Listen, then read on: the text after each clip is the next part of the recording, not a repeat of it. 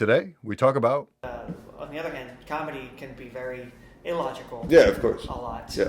Right? Well, that's where my autistic spectrum comes in, so I can utilize that. Yeah. Yeah. What? What are you talking about? Oh, shit. I'm pretty sure I'm on the spectrum. You know what I mean? So, like, You think so? I think so. And I want to say almost all comics are, like, at some level of the spectrum. I think you're just socially awkward, man. Yeah, well, isn't that part of it, I mean, they're socially not any more socially awkward than anyone else who just hasn't been social. Right? Sure. There's like self-inflicted quote unquote autism, which is like I haven't talked. For example, me around women, I have a lot of trouble with. Right. I haven't been around women. I didn't Same. grow up with that. Yeah, exactly. Right? Doesn't mean I'm diagnosed with a. Well, I'm not diagnosing myself. Illness. I'm using it colloquially. Oh, so okay. Then let's I don't want to like offend people with like true autism or like life debilitating autism. I don't mean it in that respect. I just mean spectrum. I love the term spectrum because like you could be anywhere on the fucking spectrum. Right. But I do feel like comics, at least good ones, are somewhere on that spectrum because I feel like you have to be able to recognize things that other people don't, to be able to point to observations other people don't really think about. Okay, I'll buy that. And I feel like I came to this self-realization in retrospect, almost like I'll give you a perfect example. Women is a great example. So like I remember not ever having talked to women. Obviously, some of that self-inflicted from family values and all that kind of shit. And I remember when my friends started to talk to girls or started to hook up with girls, and I'd be like, "Yo, so what happened?" And what's the answer always? Dude, it just happened. Yeah. We were doing this, and then one thing led to another. I'm like, dude, that doesn't work for my brain. I need to know where were you, what were you wearing, what did she say, what did you respond with? Opener, the line to use, all that stuff. That's what I want. Right. I want to know what was the formula, right? Yes. And so, and to the point where, I'm serious. So like, to the point where my friends are getting pissed off at me, like, dude, I told you everything. Yeah. To them, that's everything. To them, it's a feeling. It's dude, I just went with it because I don't have this spectrum bullshit you're dealing with. Like, I can't think like that, right? You're also probably risk averse as a person. Yes, yeah, very. So, why do you think I finished med school before I started this, right? Yeah, right. So, I mean, that's also a factor, right? And yeah, I feel like for comedians, I think it ends up working out as a beautiful thing because then all of a sudden, because your brain works this different way, and that was just one example, I can give you thousands. All of a sudden, once you start to realize or recognize these patterns with different parts of the comedy, hodgepodge, you start to see where you can incorporate your spectrum into the comedy. So just to bring it back to what you were saying earlier, like, yeah, it's formulaic, but it's also a little bit illogical. I think that's where I put my illogicness into it, is like when I can recognize the patterns and then insert myself into those patterns. Now that I can know what's worked before, what hasn't, I'm accumulating data in my head of like what's funny and what's not. And it's just like, it's not for everyone what my brain is doing, but this is what my brain is doing. I think in 6 months that'll all go away. I think if you go hard at it for another like 6 months or a year, I think it's a very relatable thought process. A lot of people there's a lot of in newer comics especially, and I'm not trying to insult you or anything. No, you can't. Starting out, my friends do that enough, so I am immune, sir. Yeah. Oh man, now I feel bad. Right. So there's a lot of like, because there's so much of comedy that's out of the control that it comes with. It's almost like a scholarly way of approaching it, where you want to put as much into control as possible, including formulaic ways of attack and stuff. And then when you just go up there, how often does that whatever plan you had completely just has to be thrown out the window? Right, every wording and every emphasis, whatever thing you had, it doesn't really work. Yeah. It's kind of like drawing up 10 different, 10 pages on how to shoot a free throw instead of going on the line and shooting a free throw. Right? You can be right in every single thing you wrote, but once you're shooting it, it comes down to nothing except just doing it. But yeah, I mean, that's a perfect analogy, because what if you just keep shooting free throws? Eventually, you're not even thinking, you're just doing it, right? Yes. So Yeah. Now, if you have been shooting free throws for like a year or 2 years, and then there's just something fundamentally off, you keep missing the rim by the thing, then you can kind of dive in, right? And the papers are like, oh, okay, so I freaking have a hitch, you know? Like, what's his name from freaking the Sixers for a while, where he like did this? LaMelo? No, it was Lamar. No, it wasn't Lamar Ball. No. Yeah. Fuck. What's his name? Damn it! First overall pick. I mean, this is how irrelevant he became, how quickly. But yeah, I can't remember the kid's name. Sorry, dude. But yeah, no, I know who you're talking about. For you not knowing it, not saying it. The guy who got picked before Lonzo Ball. Yeah. Yeah. Yeah, so but that's the idea, is right? You see the problem and then you start attacking it like that. Yeah, I'm saying I've recognized that. So like I was that comic that I'm recognizing is quote not going to make it, where they keep doing the same bits over and over. They're not recognizing the room. They're not doing this. They're not doing that.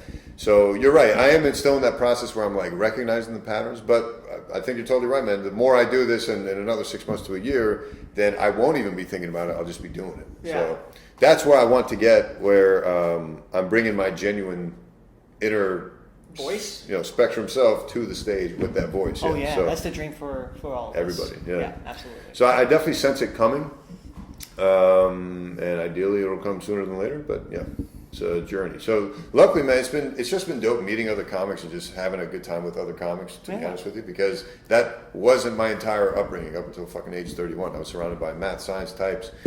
My family who doesn't give a shit. It's a about completely different life arts. for you, right? It's a completely different life. Yeah. And it's just so strange to be able to like be surrounded with A, funny people, B, like people that are willing to collaborate and like come on for this kind of thing, or bounce ideas off each other and whatnot, and just have a good time. So regardless of whether I quote make it or not, like it's just been super fun, just like being a part of this thing.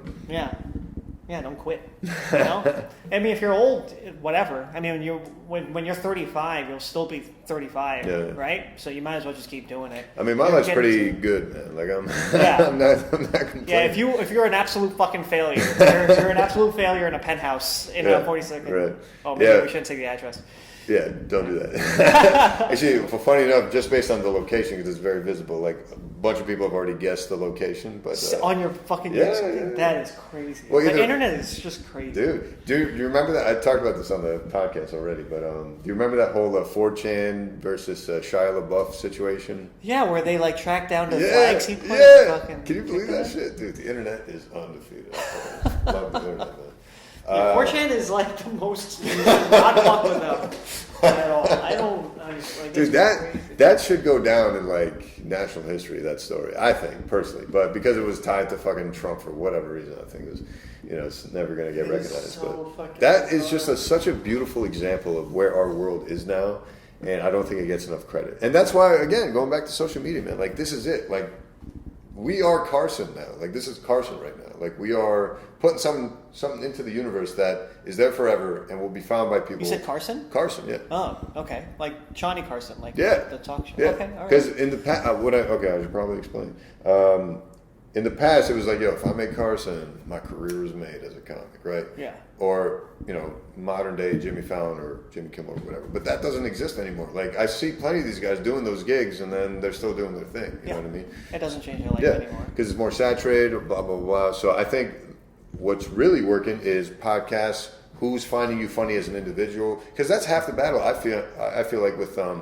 like you said, you're funny amongst your friends, but then you can't be funny on stage. Yeah. But if you build that audience over this, where you find, quote, internet friends, then all of a sudden, people already know where you're coming from. People know your quirks. People know your inside jokes. And then all of a sudden, when you show up on the stage, they're there for you. A, they're supportive. B, they already know kind of what your tone is and what your voice is. That helps you kind of be more yourself on stage. So I feel like... So you want to establish a fan base through this, and then and I mean, I already have very appreciatively through to the tune of 20,000 plus people in just the 2 years. 220,000? No, 20,000. Oh, 20,000. Yeah, 20. Yeah, in just 2 years of doing this, man. So that's great. Yeah, so from this podcast. No, yeah, I wish. No, just from YouTube in general. Okay. With obviously most of my content is sneaker based. So those will get a lot more views for you than the podcast, I promise. Okay. But again, it's this is how you do it. Yeah. I think we're in a time where if you are talented, then there's no excuse not to make it anymore. Exactly. Everything is within your arm's reach of you're putting out. Right. Because even if the Comedy Cellar or whatever other clubs around here don't pass me, I don't give a shit. I'll keep doing my things. I told you, right? I post every single open mic set to YouTube. I did not know that. Yeah, so I post every set to YouTube. Wow. Yeah. I would not do that. Everyone says don't do that, but guess what, motherfucker? I'm doing it. Okay. Deal with it. And here's why. I'll tell you why. One, no one else is doing it, right? So I'll be, everyone's got to do something different if you want to make it, right? So that's my little different thing, first of all. Second of all, I wouldn't be doing this if I wasn't a narcissist right now. I wouldn't be doing this if I didn't think I could be good at it, right? So how dope would it be if you were a super fan of whatever comic, let's just say Chappelle, and then you find out, oh shit, I have access to his entire catalog of how he got there. So you can go back to his first ass set, the 50th set where he absolutely bombed. Like, it would be, how cool would it be to have that, as an offshoot of that, like I have the earlier sets, the ones that have been up since, November, thousands of views. Routinely, they're getting hundreds of views now. Like, people are watching these things. So even if there's fucking 4 people left at the creek in the cave watching me, I don't give a shit anymore. I'm technically performing. In your mind, performing to the like thousands. 100, 200, 300 people. Yeah. At least on a short-term basis, and then over the long term, who knows how much they'll accumulate, right? And it's kind of cool to show your fans a different side of like what you're doing, because I never wanted to be, because like your things is all sketch comedy on your channel, right? But if you were to suddenly upload like a food review, people would go, what the fuck is this, right? Which a lot of YouTubers, a lot of big YouTubers now will bitch about it. Well, they feel like they're in their own prison, like a golden handcuffs type situation. Like, this is what's bringing me the bread, this is what's bringing me the views. I want to dive into something new, but I'm scared. I'm like, I don't want to lose the fanship because they're here for this. So I recognized that early, and I was like, all right, well, I just won't do that then. So my growth has been stunted. Granted, 20,000 is no chump change, right? But I could be much bigger if I did nothing but sneaker videos. Right. But I don't like the idea of being pigeonholed into one specific. So you're doing niche. like a life thing, right? Whatever you do is just going to be that channel. Exactly. And I'm okay with the podcast getting 100 views. That's a sharp turn, though, from sneakers to open mic. Like, for your viewers, I kind of empathize. No, of course. Listen, and I'm sorry, guys, but the guys listen to this. So that's the other thing you start to learn is going back to formulas. Like, there's a formula to, or an algorithm to how your fans are. Like, there's those hardcore creepy fans that are like, dude, you may want to like cool it a little bit here. All the way to like the super fans that are respectful but watch everything you do, to the hardcore fans that are silent fans. Like, they'll watch every video but they'll never comment, they'll never contribute or interact with you, but that's fine. All the way down to the flaky fans that maybe caught a video, subscribe, but they haven't been back since. Yeah. Or, they'll ask you a question in the video that you already addressed, but you're like, so they didn't watch the whole video? Either they didn't watch the whole thing, or people just have different attention spans, different IQs, different levels of understanding and comprehension. So, you're calling him an idiot. Technically speaking, They have different IQs. But it's a real thing, man. It's not an insult. Their IQ is lower. Their intelligence quotient is lower. But it is a real thing, man. Like, there's fat people, there's skinny people, there's fast people and slow people, and there's what are you talking smart about? people and dumb people. There's all types of people. That's what you're saying. Exactly. Okay. They all exist. So, and some of them are my fans. Okay. Good. But I say all that to say, the hardcore fans will watch, right? Mm-hmm. So for them, this is cool. Like, they're watching right now, and this is great. But live? No, it's not live. But when they see this will be to them, right? Yeah. But yeah, man, I just decided, like, fuck it, man. I'm just gonna put my whole self out there, and then whoever's fucking with me, that's who I want. And I'll routinely get unsubscriptions, especially on a day where I'll post like segments of someone's podcast, like 2 hours for the whole day. Every 2 hours, a new clip is coming out. Yeah. Whereas in the recent past, I was only able to pump out like maybe one video a day, but especially with this podcast and the segments and the lack of editing it requires, I'm able to pump out just like content, boom, boom, yeah. And dude, one day I saw it dropping like 100 subscribers. Those are the funniest. I'll put like a video out and I lose 15 people, and I'm like, oh boy. But see, lucky for me, I don't tie myself to the number anymore, so I just like laugh at it, because I know in the big picture of things that number will climb back up, and it always does. Yeah. So you want to shed the fat, if you will. You want to shed those flimsy fans. You want to get rid of them, because they're not really your fans. They're not really there for you. The more you do stuff like that, the more you're putting yourself in a specific voice, and then now people will see I guess the more polarizing you are, Yes. the more of the side that wants that will Exactly, and that's who you really want at the end of the day. That's what else is this for, right? Yeah. So, because what good is it to have 1 million subscribers and then when you go on tour, like no one shows up because like we're not really into you for this, man. Whereas if you have 1,000 hardcore subscribers, bro, they will follow you all over the world, right? Yeah. I even have dudes. Actually, a dude hit me up last night. He's like, "Yo, man, I'm in New York City. I'm a big fan. Are you doing any open mics? And I'd love to come see it." Wow. Like, you see? So, and I can only imagine where that's going to be in a year from now. With this exponential That's a sneaker growth. guy, or Yeah. But I mean, everyone arrives for this thing, and I'm starting to see these kinds of comments on my stand-up sets. And if you got to go, we'll wrap this up. But a couple minutes. Yeah. Sure. I'm starting to see it as a theme. Came for the sneakers, stayed for the stand. It's like so it's kind of cool to see people kind of follow along. And I do a lot of quirky, cringy shit that's really not a lot of people's taste. But that's fine with me, man. I'm just being my genuine self. I'm happy that I'm able to bring that, and that's the main reason I'm able to even have the confidence to even pursue stand-up in the first place was because I saw people accepting me for me as I started to open up more about my quirkiness. You know what I mean? So that's been kind of cool. But yeah, man, it's just been a joy. I'll tell you this funny story though. You were mentioning Reddit, so I post every set, right? Big no. Even the bad ones, man, I put them up. So like I told you, every set, even nowadays, especially, they'll be routinely getting 200 to 300 views. Around this time, this was a few months back, I wasn't as good, first of all, and second of all, they were getting maybe 50 to 100 views per video. Now, this particular set, I did horrible. I didn't do any material. I'd kind of, I was having a bad day that day for a number of circumstances, and then this mic sucked. Surprise! And so I just got up there. I just started like railing into people, just like bitching about how stand-up comedy sucks and like why is everyone using this as therapy and blah blah blah. I just went on a whole tirade. No one's laughing, and I finally went into some jokes that it bombed hard, and they were like some edgier, not edgy like racist or whatever, but like for me it was a little bit edgy, and then I posted it, right, and within a half day that shit has like 2,500 views on it. Wow. And I'm like, what is going on here? Later that night, a friend of a friend has to text me to be like, dude, did you know you're on the front page of Reddit's cringe page? Dude,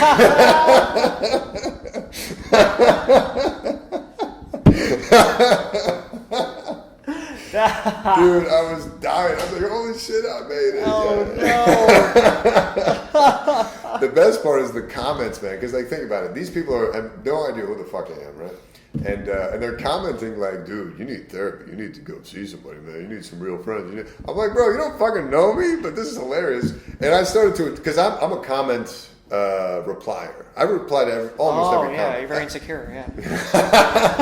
But I mean, almost everyone that's making content is insecure, but I don't notice a lot of people engaging their fans. No, it was a joke. No, okay. That you defended and therefore proved. No, I'm not saying I'm not insecure. What I'm saying is I'm surprised that more people don't reply back to their Well, viewers. there's a level, right? There's like openly negative without any form of construction. I'm saying It's even like, the good wow. comments. Yeah. Like you don't respond with a thank you. You don't respond with a hey, Yeah. I don't see that routinely. No, you're right. That's something that you should probably do in the interest of. You definitely should do that. Like these are people that took time out from their lives.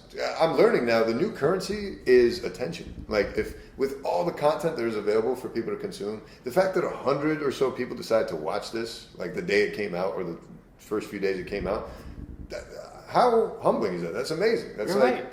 That's good. That's a good perspective. So. Where was I going with that? So anytime I get a comment, in the past couple months, it's been harder to reply to everyone. So the more generic comments, I'll at least hit the thumbs up and the heart button, just to make sure they saw that I saw it. But anyone who asks a question, anyone who leaves a more kind-hearted remark, let alone the uglier comments, I'll respond to all of them. And I remember for the Reddit post, like all the people that are kind of like, you need help, what the fuck? And I just responded to them like, yeah, man, it was a bad set. And they were just like, holy shit, you're taking this pretty well, man. I like you. You probably got a few subscribers out of it. Because it was kind of funny seeing people like come to my defense too when they saw me kind of like, hey, leave him alone. Like this wasn't even that bad or whatever. So, and you'll notice that too when you like a lot of people have different perspectives on this as far as like how to deal with hate, negative comments or whatever, and a lot of people like to equate it to like, oh, it's just some pimpled virgin incel on his mom's basement on the keyboard. But I don't like to think of it like that. I like to think of it as just a guy just like me or a girl just like whoever out in the streets who just happen to be having a bad day that day. You happen to show up on their timeline, they clicked on it, they weren't in the right headspace, and they just decided to lash out as a way of like feeling better about themselves. And then a lot of times I notice when I respond to those hate comments, usually with something funny, just to be self-deprecating or be like, yeah, sure, or whatever, they'll respond back, no, I was kidding, or oh man, I was just having a bad day. I'm sorry, man, I didn't mean it, or whatever. So that's very nice. It's just people trying to connect with other people. So like, who the fuck are you? Back when I didn't have this many subscribers, and I see people with less subscribers than me that I'm like commenting on it, I don't hear nothing back. I mean, it's not a big deal, but it's just like, who the fuck do you think you are? That like, well, you think you're too good to like reply to people? Like you're not even that big. You may have turned me around on this. Like I feel like I don't reply a lot, but I probably should, considering they're taking their time out and do the appreciation. Just to acknowledge. And I do appreciate them. Yeah, exactly. Like you put in all this effort to like have them give you their precious time, and then for them to even take the extra effort, because I'm not a commenter. I'm really not. So when I do, and I'm a little bit better about this now that I've become a content creator, where I understand now, especially coming from a non-creative background to this now, it's like I'm understanding now like how precious that is to someone to be able to like put themselves out there just to comment, let alone create content or whatever. So anyone that comments, I'm still trying to make the time to reply to everyone, or at the very least hit the fucking thumbs up and the heart thing. Same thing with Instagram. I used to respond to all the comments. Now I just got to do the heart thing at the very least. And I'll still occasionally reply, especially if it's like a question or something, like a genuine interaction as opposed to cool or or whatever. So, right, yeah. But yeah, man, it's just like it's just been super fun connecting with people, and you routinely hear it. They're like, oh man, you're my favorite YouTuber. You're so genuine. You're always interactive. You're always engaging. Some people will literally subscribe to me and leave a comment saying that. Be like, I like that you reply to everyone. Subscribe, like. So a little tip for you. I'll start doing it. All right, now you told me I have something to gain from this. I'll do it. Hey, there you go. I'm glad I could help. So where can we find you? Why don't you plug yourself? Instagram, Peter Wong Comedy, and you can find me on YouTube if you type in Peter Wong. Dope. Any shows coming up? Any other stuff you want to plug? Yeah, I'm doing a show. And you have a website too, don't you? Yeah, peterwongcomedy.com. I have a show at a place called Friends and Lovers. It's called Side Ponytail Wednesday. This coming Wednesday at 8 p.m. I don't know when this comes out. It may not make it by then. Yeah, fine. I'll be doing a couple shows in Boston coming Friday, May 31st. Nice. If you see me, great. If not, go fuck yourself. Dope. All right, man. Thanks for coming. See you guys around. Thanks for having me. Peace.